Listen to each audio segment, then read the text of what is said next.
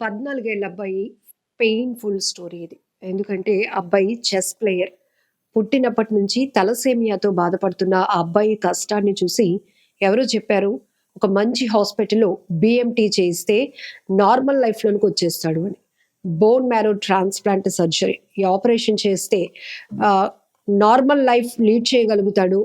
ఇన్ని కష్టాలు పడాల్సిన పరిస్థితి ఉండదు అని చెప్పడంతో ఆ కుటుంబంలో ఒక హోప్ క్రియేట్ అయింది. నా ప్రాణం పోయినా పర్లేదు, నా బిడ్డని కాపాడుకోవాలని ప్రయత్నం చేస్తున్నాను.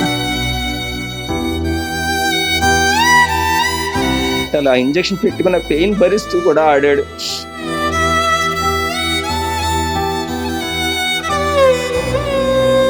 బ్లడ్ అది బ్లీడ్ అయిపోవడం, నోట్లోంచి బ్లడ్ బ్లీడ్ అయిపోవడం, ఇలాంటి కాంప్లికేషన్స్ వచ్చేసాయి.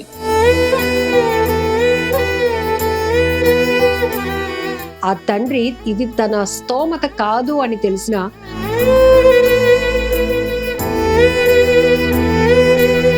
నా తండ్రి, నా తల్లి, నా కుటుంబం పడకూడదని చెప్పి వాడు ఏడుస్తుంటే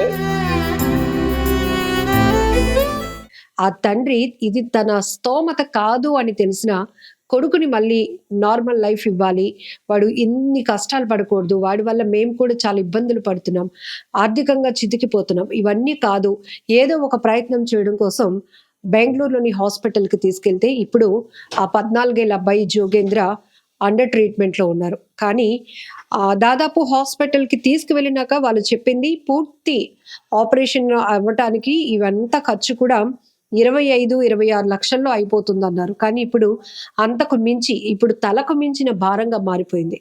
ఆ జోగేంద్ర అనే అబ్బాయి వాళ్ళ నాన్నగారు మనతో పాటు ఉన్నారు, చిన్న గారు. అతను మంచిగా చదువుకున్నారు, కానీ ఆర్థిక స్తోమత లేక అక్కడితోనే చదువు ఆపేశారు. ఇప్పుడు కుటుంబాన్ని పోషించుకోవటానికి ఆటో డ్రైవ్ చేస్తున్నారు. దాంతోపాటు ఇరుగు పొరుగు పిల్లలకి ట్యూషన్ చెప్పుకుంటూ కుటుంబాన్ని నెట్టుకొస్తుంటే, ఇంకొక వైపు పుట్టుక నుంచి కూడా తలసేమియాతో బాధపడుతున్న కొడుకు పరిస్థితిని మార్చాలి అనుకున్నటువంటి ఆయన నమ్మకం ఇప్పుడు ఏ రకంగా ఉందంటే, అటు వెళ్ళలేక ఇటు చేసుకునే స్తోమత లేక మీ అందరి ముందుకు వచ్చారు. సుమన్ టీవీని అప్రోచ్ అయ్యి మీ అందరూ అంటే దాతల సహకారం కోరుతున్నారు. తండ్రి, అసలేం జరిగింది జోగేంద్రకి? ఒక మంచి చెస్ ప్లేయర్, తన పెర్ఫార్మెన్స్ కి సంబంధించి వీడియోలు కూడా నేను చూసాను. ఆల్రెడీ లోకల్ లెవెల్లో చాలా మెడల్స్ కూడా తీసుకున్నాడు.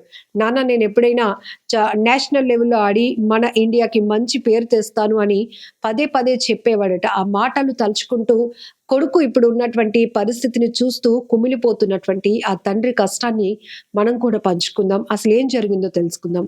చిన్నగారు, నాకు హరిగారు చెప్పారు, చెప్పినప్పుడే అనిపించింది, ఏంటి అసలు భగవంతుడు కష్టాన్ని పెడతాడు, కానీ మళ్ళీ మనుషుల రూపంలో సాయం చేసే ఆ కష్టాన్ని నుంచి ఉపశమనం కూడా మనకు వస్తుంది. కానీ ఏంటి ఇప్పుడు చాలా ఇబ్బందులు పడుతున్నారు, ఏం పరిస్థితి అసలు? మా అబ్బాయి మైలపల్లి జోగేంద్ర స్వామి నవోదీరండి. బాబుకి బిఎంటీ ఆపరేషన్ చేయిస్తే అందరిలా నార్మల్ జీవితాన్ని గడపొచ్చు, అందరిలా సంతోషంగా జీవిస్తాడని ఆశపడ్డాను. ఆర్థిక స్తోమతకి మించిన భారమైనా కూడా నేను తెగించి నా బిడ్డను కాపాడుకోవడం కోసం బెంగళూరు తీసుకెళ్ళాను. ఇప్పుడు ఈరోజు నేను ఇక్కడ ఒక్కడనే ఉన్నాను. 3 రోజుల క్రితం బెంగళూరు నుంచి వచ్చాను. అక్కడ చూస్తే హాస్పిటల్ ఖర్చు చాలా విపరీతంగా పెరిగిపోయింది. వాడు ఒక మంచి చెస్ ప్లేయర్, అంతేకాకుండా నా ఒక్కగానొక్క కుమారుడు, మొదటి సంతానం. అన్ని కాపాడుకోవడం కోసం నేను ఎంత ప్రయత్నం చేశానంటే, నా ప్రాణం పోయినా పర్లేదు, నా బిడ్డని కాపాడుకోవాలని ప్రయత్నం చేస్తున్నాను. ఈ చేసే ప్రయత్నంలో నేను ఎన్నో బాధలు పడుతున్నాను. నాకు ఆర్థికంగా స్తోమత లేక ప్రతి ఒక్కరిని కూడా అర్థిస్తున్నాను. బాబు గనక బ్రతికితే నిజంగానే భారతదేశానికి మంచి పేరు తేగల చెస్ ప్లేయర్. వాడికి ప్రాణభిక్ష పెట్టమని డాక్టర్లని, సొసైటీని, దాతల్ని అందరినీ కూడా నేను రిక్వెస్ట్ చేస్తూనే ఉన్నాను. నిన్న మీరు డిప్యూటీ సీఎం గారికి కలవడానికి, ఆయన దృష్టిలో మీ సమస్యను పెట్టడానికి, మీ బాధ చెప్పుకోవడానికి చాలా ప్రయత్నాలు చేశారు, మేము చూసాం. ఎందుకంటే హరిగారు నాకు ఒక వీడియో పంపించారు. మీరే ఆ ప్లకార్డ్స్ అనేది తయారు చేసి, కొంతమంది పిల్లలు మీ దగ్గర ట్యూషన్ నేర్చుకున్నటువంటి స్టూడెంట్స్ కూడా మీతో పాటే ఉన్నారు. గత 2 days నుంచి కూడా ఇది జరుగుతోంది. సేవ్ జోగేంద్ర అంటూ, సేవ్ మై సన్ అంటూ కూడా మీరు పెట్టారు. అది చూసినాక నాకు చాలా బాధేస్తుంది. ఎందుకంటే ఒక తండ్రి ఇన్ని ప్రయత్నాలు చేస్తుంటే ఖచ్చితంగా ప్రయత్నానికి మళ్ళీ ఆ భగవంతుడే ఏదో ఒక మంచి ఫలితం ఇస్తాడు అనేది అయితే నాకు హోప్ క్రియేట్ అయింది. గతంలో కూడా సుమన్ టీవీ నుంచి ఎంతో మందికి నీడీ పీపుల్ ఇంటర్వ్యూస్ చేసాం. అలానే ఇక్కడ మనకి హరి గారు కూడా చెప్తా ఉన్నారు. బట్ మీరు ధైర్యంగా ఉండండి. సీఎం గారిని కలిసారా? డిప్యూటీ సీఎం గారిని, పవన్ కళ్యాణ్ గారిని? నిజంగా అండి, 3 రోజులుగా నా స్టూడెంట్స్, హరి గారు లాంటి వారు, ఇలాంటి వారు అందరూ కూడా నాకు అండగా నిలబడి సేవ్ జోగేంద్ర అంటూ పవన్ కళ్యాణ్ గారికి వినిపించేలాగా, గొంతు అరిగేలాగా ప్రతి ఒక్కరూ అరిచి ఆ నినాదాన్ని ప్రజల్లోకి తీసుకెళ్లారు. ఈ విధంగా ఆ అన్న పవన్ కళ్యాణ్ గారి దగ్గరికి ఆ విషయం వెళ్ళే ఉంటుందని అనుకుంటున్నాను. నేనైతే ఆయనకి స్వయంగా కలిసి లెటర్ ఇచ్చాను. నాకు పవన్ కళ్యాణ్ గారి దగ్గర నుంచి ఒక చిన్న భరోసా, ఒక చిన్న మాట సాయం కావాలి, నా బిడ్డని కాపాడండి అని నేను రిక్వెస్ట్ చేస్తున్నాను. ఇప్పుడు బాబుకి పుట్టిన ఎప్పటి నుంచి అసలు తలసేమియా ఉందని బయటపడింది? బాబు చిన్నప్పుడు 5వ నెలలో తెలిసిందండి మాకు తలసేమియా ఉందని. నేను అప్పుడు చాలా చిన్నది, ఇది ఇలాంటి టెక్నాలజీ పెరిగిన ఈ రోజుల్లో ఇది ఎంత అనేసి అనుకున్నాను. కానీ 14 ఏళ్ళుగా వాడు ఎంత కష్టపడుతున్నాడో, ఎంత పోరాడుతున్నాడో, మేము వాడిని బతికించుకోవడం కోసం ఎంత వేదన చెందామో, ఎంత ఆర్థికంగా చితికిపోయామో మాకే తెలుసు ఆ బాధ. ఇప్పుడు కూడా ఈ నిమిషం నేను ఇక్కడ ఒక్కడనే ఉన్నాను. నా భార్య, నా బిడ్డ అక్కడ హాస్పిటల్లో ఉన్నారు. అక్కడ ట్రీట్మెంట్ కోసం రోజుకి కనీసం మందులకని, ట్రీట్మెంట్ కానీ ఎంత లేదన్నా ఒక 50 లక్షల వరకు అయ్యే అవకాశాలు ఉన్నాయి. మాకు ఒక రోజుకి ఎలాగంటే 3 నెలలుగా వాడు హాస్పిటల్ అక్కడే పడున్నాడు.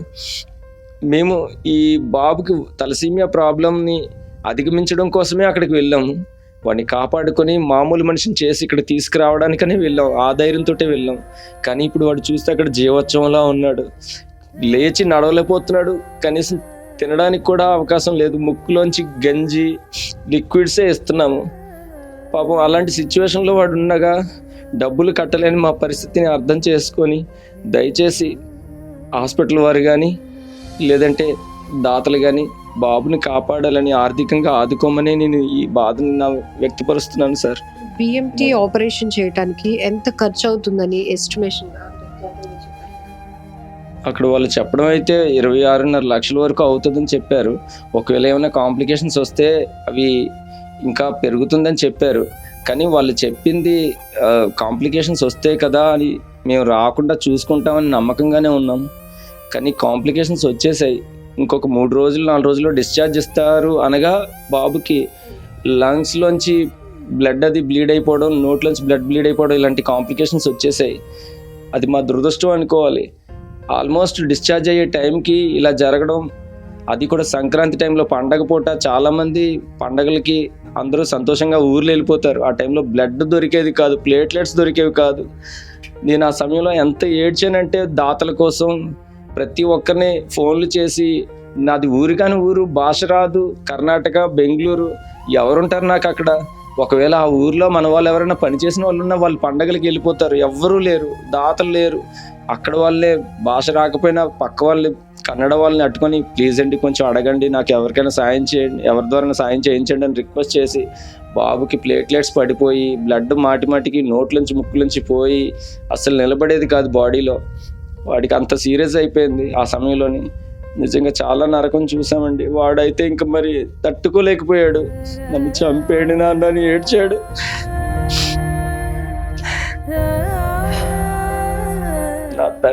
నా బాధ, నా తండ్రి, నా తల్లి, నా కుటుంబం పడకూడదని చెప్పి వాడు ఏడుస్తుంటే, నీకేం కాదురా నాన్న, ధైర్యంగా ఉండు, నిన్ను నేను కాపాడుకుంటానని అడిగి ధైర్యం చెప్పేవాడిని. నేను ఏడు పాపుకొని, నేను ఆడి ముందు ఏడుస్తాడు, ఎక్కడ భయపడిపోతాడో ఏమైపోతానేమోని.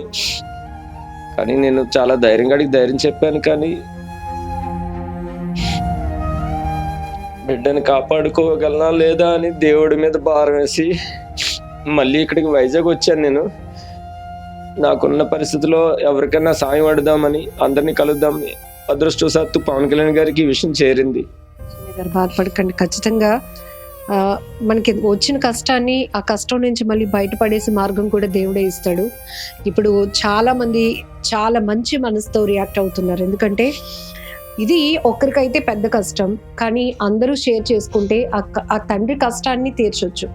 ఇప్పుడు ఆయన చెప్తున్నారు కదా, ఆ బాబు అంత పెయిన్ భరించలేక నాన్న నన్ను చంపే అని అన్నాడు అంటే, ఒక పిల్లాడు 14 ఏళ్ల వయసులో ఉన్న ఒక బాబు నుండి, ఒక బిడ్డ నుండి అలాంటి మాటలు వచ్చాయి అంటే ఇంకా గుండెలు పగిలిపోతాయి. మాటల్లో కూడా చెప్పలేము, ఏం చెప్పాలో కూడా అర్థం కానటువంటి పరిస్థితి. కానీ ఈ కష్టాన్ని అందరూ షేర్ చేసుకుంటే ఆ తండ్రి ఇప్పుడు ఒక కొడుకుకి హ్యాపీ లైఫ్ ఇవ్వగలుగుతారు. ఆ కుటుంబం నార్మల్ పరిస్థితిలోకి రాగలుగుతుంది. నేను రాగానే వీధంతా కూడా సేవ్ జోగేంద్ర అంటూ ప్లకార్డ్స్ పట్టుకొని గవర్నమెంట్ ఇనిషియేటివ్ తీసుకోవాలి. ఎందుకంటే ఇది ఆ కుటుంబం వల్ల ఏ మాత్రం కాదు అంటూ చెప్తున్నారు. ఊరంతా ముందుకు కదిలొచ్చింది. ఇప్పటి వరకు బాబు ట్రీట్మెంట్ కోసం మీరు ఎంతవరకు ఖర్చు పెట్టారు? అలాని ఆస్తులు కూడా ఏమీ లేవు. ఇప్పుడు మనం కూర్చున్న ఒకసారి రూమ్ తీస్తే గనుక అంత ఫెసిలిటీస్ కూడా ఏమీ లేవు. జస్ట్ ఏంటంటే ఒక గది ఉంది, తర్వాత ఒక చిన్న కిచెన్ రూమ్ ఉంది. ఇది మాత్రమే, ఈ ఇంట్లో మాత్రమే వీళ్ళు ఉంటూ కుటుంబాన్ని అలా నెట్టుకొస్తున్న పరిస్థితి. ఇప్పటి వరకు ఎంత ఖర్చు పెట్టినారు? ఇప్పటి వరకు నేను బాబుకి చిన్నప్పటి నుంచి ఖర్చు పెట్టింది అయితే అది లెక్కలేదు. కేవలం ఈ ఆపరేషన్ కోసం నేను నా చేతులారా నేను అప్పు చేసిన అప్పు 8 లక్షలు. అంతేకాకుండా ఇప్పుడు నాకున్నది ఏదైనా సరే, నేను ఆటో నడుపుకుంటూ నా కుటుంబాన్ని పోషిస్తున్నాను. ఆ జీవనాధారాన్ని కూడా వదులుకోవడానికి సిద్ధపడిపోయాను. ఇప్పుడు ఏదైనా సరే, ఉన్నది ఏదైనా నా ప్రాణము, లేదంటే ఈ ఇల్లు, ఈ చిన్న గది, అంతే. ఏం ఎలా తేవాలో అర్థం కావట్లేదు. ఏం చదువుకున్నారు? నేను కేవలం చెస్ ప్లేయరే కాదండి, ఒకప్పుడు స్పోర్ట్స్ కోచ్గా కూడా ఉన్నాను పిల్లలకి. నేను చదువుకోవడం వల్ల ఒక ఆర్గనైజేషన్ తరపు నుంచి పిల్లలకి, డ్రాప్అవుట్స్ పిల్లలకి, అలాగే బ్యాడ్ హ్యాబిట్స్కి ఇంపాక్ట్ అయిన వాళ్ళకి, ఇంకా ఈ సొసైటీలో సంఘ విద్రోహక శక్తులుగా తయారవుతారని భయంతో అలాంటి పిల్లలు ఎక్కడైనా సరే కనబడితే వాళ్ళని మాటలతో ఆటలతో మార్చడం, వాళ్ళకి మంచి ప్రవర్తన వైపు, స్కూల్ వైపు మళ్ళీ తిరిగి వెళ్ళేలా చేయడం, అదొక వృత్తిగా చేసుకొని అట్ ద సేమ్ టైం చదువు కూడా చెప్తూ చాలామంది పిల్లలకి నేను ఆ విధంగా మా ఏరియాలో సర్వీస్ చేశాను. ఆ సర్వీస్ చూసి కూడా మా వాళ్ళందరూ కూడా మా చిన్న కొడుకుని కాపాడుకోవాలని చాలామంది ముందుకు వచ్చారు. కానీ వాళ్ళు అందరూ, ఇది ఒక స్లమ్ ఏరియా, అందరూ కూడా middle class, below middle class, పేదరికం వాళ్ళే ఒకరోజు వేతనాన్ని లేకపోతే వాళ్ళకు వచ్చిన ఎంతో తోచిన సహాయాన్ని నాకు చేయడానికి సిద్ధపడ్డారంటే, కానీ ఇది చాలా మా ఆర్థిక స్తోమతకి, ఇలాంటి పేదవాళ్ళకి అందనంత కష్టం. ఇది తీర్చలేనిది. మా వాళ్ళందరూ కూడా ఇక్కడ మా వీధి వాళ్ళందరూ ఒక 40,000 వరకు ఎత్తుకుని ఇవ్వడం జరిగింది. అలాగే కొంతమంది సంఘం సభ్యులు, యూత్, ఇలాంటి వాళ్ళందరూ కూడా సహాయం చేశారు. వాళ్ళు చేసిన సహాయం ఒకరోజు మందులకో, ఒకరోజు ట్రీట్మెంట్కో వస్తుందే తప్ప ఇది అసలు ఎక్కడ ఆగుతుందో తెలియట్లేదు. బాబుకి ఆరోగ్యం మళ్ళీ తిరిగి దేవుడు ప్రసాదించాలి. అలా ప్రసాదించాలంటే దేవుడు ఆశీస్సులు మేము కోరుతూ ఆ దాతల తాలూకా సహాయం కూడా అడుగుతున్నాం. ఇలా చేయడానికి మీ అందరి సహాయం, ఎందుకంటే బిడ్డను కాపాడుకునేది నా కోసమే కాదు, నా కుటుంబం కోసమే కాదు. ఒక మంచి చెస్ ప్లేయర్, అది ఎందుకు ఇలా నేను 10 సార్లు చెప్తున్నానంటే ఆ సందర్భం చెప్తే ఆశ్చర్యపోతారు. పిల్లవాడికి అసలు రేటింగ్ టోర్నమెంట్లో ఆడడం రాదు. అసలు అక్కడ చెస్ ఆడేటప్పుడు దాన్ని ఎలా, తన మైండ్ని, తన శక్తిని అక్కడ ఎలా ఉపయోగించాలో తెలియదు. కానీ 2 రేటింగ్ టోర్నమెంట్లతో ఇంటర్నేషనల్ చెస్ రేటెడ్ ప్లేయర్గా మారిపోయాడు. వాడి పేరు గూగుల్లో సెర్చ్ చేస్తే కనబడుతుంది. అంటే కొన్ని లక్షలు ఖర్చు పెట్టి కోచింగ్, కొన్ని లక్షలు ఖర్చు పెట్టి విదేశాలకి, రాష్ట్రాలకి తీసుకెళ్ళి టోర్నమెంట్లు ఆడిస్తేనే కానీ రాని రేటింగు ఒకసారి అనుకోకుండా వైజాగ్లో జరుగుతున్న రేటింగ్ టోర్నమెంట్కి, నాన్న ఒక్కసారి నాకు ఛాన్స్ ఇవ్వనన్న, నేను ఆడుతాను అంటే 5,000 అప్పు చేసి మరి నేను వెళ్ళి కట్టి ఆడించానండి. 4 రోజులు పొట్ట మీద ఇంజక్షన్ వాడికి రోజు పెట్టాలి. ఆ ఇంజక్షన్ పెట్టుకున్న పెయిన్ భరిస్తూ కూడా ఆడాడు. ఆడి రేటింగ్ తెచ్చుకున్నాడు. నేను ఆశ్చర్యపోయాను, వీడింత తెలివైనోడా అని. ఒక్క రేటింగ్ టోర్నమెంట్, ఫస్ట్ రేటింగ్ టోర్నమెంట్కి ఆడికి తెలియదు ఇలా ఉంటుందా అని తెలుసుకున్నాడు. 2 రేటింగ్ టోర్నమెంట్లో ఆడు అనుకున్నట్టే రేటింగ్ తెచ్చేసుకున్నాడు. కళ ఏంటంటే నేను ఎప్పటికైనా జిఎం అవుతా, గ్రాండ్ మాస్టర్ అవుతా చెస్లో అని ఇంతలా ఆశపడ్డాడు. చిన్నగారు మీరు మాటల్లో చెప్తుంటేనే చాలా పెయిన్గా అనిపిస్తుంది, చాలా పెయిన్ఫుల్గా ఉంది. ఒకవైపు తన రెగ్యులర్ ట్రీట్మెంట్లో భాగంగా ఇంజెక్షన్స్ చేసుకుంటూ కూడా ఆ రోజు చెస్కి నేను వెళ్తాను, నేను ప్రూవ్ చేసుకుంటాను నాన్న అని చెప్పిన అబ్బాయి ఇప్పుడు నన్ను చంపే నాన్న, నేను చనిపోతాను, ఎందుకంటే ఈ బాధ, ఈ పెయిన్ ఇవన్నీ నేను భరించలేకపోతున్నాను అనే స్థాయికి వచ్చిందంటే ఇది ఎంత పెద్ద కష్టమో మనం అర్థం చేసుకోవచ్చు. ఇప్పటికీ విషయం అయితే గవర్నమెంట్ వరకు వెళ్ళింది కదా, పిఎం రిలీఫ్ ఫండ్ కానీ సీఎం రిలీఫ్ ఫండ్ వచ్చాయండి. ఫస్ట్ మేము అనుకున్న 26 లక్షలు ఖర్చుతో నేను మా స్థానిక ఎమ్మెల్యే గారు వంశీకృష్ణ గారి సహాయంతో నేను సీఎం రిలీఫ్ ఫండ్కి అప్లై చేసుకున్నాను. నా పరిస్థితి, నేను నా తాలూకా పరిస్థితి అర్థం చేసుకుని ఆయన చాలా తక్కువ కాలంలోనే ఒక్క రోజు వ్యవధిలో సీఎం రిలీఫ్ ఫండ్ నాకు రిలీజ్ చేయించారు 8 లక్షలు. కానీ 26 లక్షల ఎస్టిమేషన్కి ఎల్ఓసి పద్ధతిలో 8 లక్షలు హాస్పిటల్కి వెళ్ళిపోగా ఇంకా మిగతా డబ్బులు నేను త్వరగా ఏర్పాటు చేసుకునే కంగారులో వాళ్ళు చెప్తున్న కాంప్లికేషన్స్కి అదనంగా ఖర్చు ఏదైతే ఉందో ఆ డబ్బుని నేను సమకూర్చుకోకుండా నా దగ్గర 19 లక్షలు ఉన్నాయని చెప్పగానే వాళ్ళు వచ్చేయమంటే వెళ్ళిపోయాను నేను. 19 లక్షలు అంటే CM relief fund, PM relief fund 3 లక్షలు, అలాగే మేము అప్పులు చేసిన డబ్బులు, మొత్తం దాతలు కొంతమంది ఇచ్చిన డబ్బులు, ఇవన్నీ పట్టుకొని నేను ఇంకా వెళ్ళిపోయాను ఆపరేషన్ కోసం. అయితే ఈ సహాయం ఏదైతే జరిగిందో అది 26 లక్షలు అనుకున్నప్పుడు, కానీ ఇప్పుడు అది 54 లక్షలకి వెళ్ళిపోయింది. ఇంకా బాబు అక్కడ జీవోత్సవంలా ఉన్నాడు. ఇంకా ఎన్ని రోజులు అవుతుందో తెలీదు, హాస్పిటల్లో ఇంకెంత ఖర్చు అవుతుందో తెలీదు. ఇది బాబు ఆరోగ్యంగా మార్చడం కోసం ఇంకా నేను ఎంత పెట్టాలో, ఎలా ఎంతమందిని దాతల్ని నేను అడుక్కోవాలో అర్థం కావట్లేదు. ధైర్యంగా ఉండండి చిన్నగారు, ఎందుకంటే ఇప్పటి వరకు తలకు మించిన భారమే. ఎందుకంటే పిల్లలకి ఇంత చిన్న సమస్య వచ్చినా తల్లిదండ్రులుగా మనం తల్లడిల్లిపోతాం, అది అందరికీ తెలిసిన విషయమే. ఇంకొంచెం తీర్చుకోవచ్చు, ట్రీట్మెంట్ అందితే బాగైపోతారు అనుకున్నదైతే వేలైనా లక్షలైనా కాస్త తల తాకట్టు పెట్టైనా ఉన్న చిన్నపాటి ఆస్తులైనా అమ్మేసుకుందాం, ముందు పిల్లలే ఇంపార్టెంట్ అని అనుకునే తల్లిదండ్రుల్ని చూసాం. కానీ ఇది అంతకు మించినటువంటి కష్టం, పూర్తి పెయిన్ఫుల్ స్టోరీ 14 ఏళ్ళ అబ్బాయిది అని చెప్పాలి. సో ఆ తండ్రి అనేక రకాలుగా పోరాటం చేస్తూనే ఉన్నాడు. ఎక్కడో ఒక చోట తనకి ఒక సహాయం అందకపోతుందా, నా కొడుకుని బాగు చేసుకోకపోతానా, వాడు మళ్ళీ నార్మల్గా అవ్వకపోతాడా అనేటటువంటి ఒక బలమైన కాన్ఫిడెన్స్తో ముందుకెళ్తున్నారు. ఇప్పటికీ CM relief fund, PM relief fund వచ్చినప్పటికీ కూడా ముందు అనుకున్నటువంటి ఆ హాస్పిటల్ చెప్పిన ఎస్టిమేషన్ 24-26 లక్షలు మాత్రమే. ఇప్పుడు అది కాస్త 54 లక్షలకి వెళ్ళిపోవడం, ఇక్కడ CM relief fund, PM relief fund కలిపితే 12 లక్షలు వచ్చింది, 11 లక్షలు వచ్చింది. మిగతా డబ్బు అంటే అది చూడడమే కాదు, ఆ ఆలోచనతోనే సగం నలిగిపోతున్నారు, కుంగిపోతున్నటువంటి పరిస్థితి. ఒకవైపు ఇతను ఆటో వేస్తే కానీ రోజుకు ఒక 500 రాదు, 500తో పిల్లాడికి మెడిసిన్ కూడా కొనలేని పరిస్థితి. కానీ ఇప్పుడు ట్రీట్మెంట్లో ఉన్న ఈ అబ్బాయికి ఓన్లీ మెడికేషన్ కోసమే 50,000 నుంచి 70,000 వరకు అయిపోతుంది. అక్కడ వాళ్ళ వైఫ్ ఉన్నారు, ఆ అబ్బాయిని చూసుకోవాలి. ఇతను ఇక్కడికి వచ్చి మళ్ళీ నా కష్టాన్ని లోకల్ వాళ్ళకి, ఎందుకంటే అక్కడ కర్ణాటకలో లాంగ్వేజ్ ప్రాబ్లం ఉంది, లోకల్ మన దగ్గరకు వస్తే మన వాళ్ళు ఎవరైనా నన్ను ఆదుకోకపోతారా, నా కష్టాన్ని చూసి, నా కన్నీళ్ళు చూసి నా కొడుకుకు సహాయం చేయకుండా ఉంటారా అనే ఒక ఆలోచనతో, ఒక నమ్మకంతో ఆయన సుమన్ టీవీ ద్వారా మీ అందరినీ కూడా 2 చేతులు జోడించి కన్నీళ్లతో ప్రాధేయపడుతున్నారు. ఖచ్చితంగా మనందరం హెల్ప్ చేద్దాం, ఎందుకంటే ఇప్పటికే కొంత అమౌంట్ వచ్చింది, కానీ మిగతా అమౌంట్ ఆయన ఏం చేద్దామన్నా కూడా హెల్ప్లెస్. ఈ ఉన్న ఒక గదిని అమ్మేసుకున్నా కూడా ఆయన నెక్స్ట్ బాబుకి ట్రీట్మెంట్ అయినా కూడా మళ్ళీ ఏమైనా కాంప్లికేషన్స్ వస్తే మళ్ళీ ట్రీట్మెంట్ వాడుతూనే ఉండాలి, డాక్టర్స్ని సంప్రదిస్తూనే ఉండాలి.